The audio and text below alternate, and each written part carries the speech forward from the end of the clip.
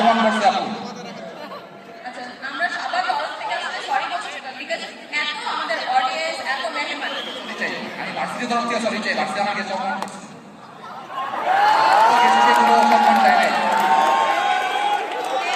এটা মিসম্যানেজমেন্ট হয়েছে, so management কারা, ম্যানেজমেন্ট দায়িত্ব কারা আছে একটা দেখতে চাইতো, ম্যানেজমেন্ট কারা, ম্যানেজমেন্ট দায়িত্ব কারা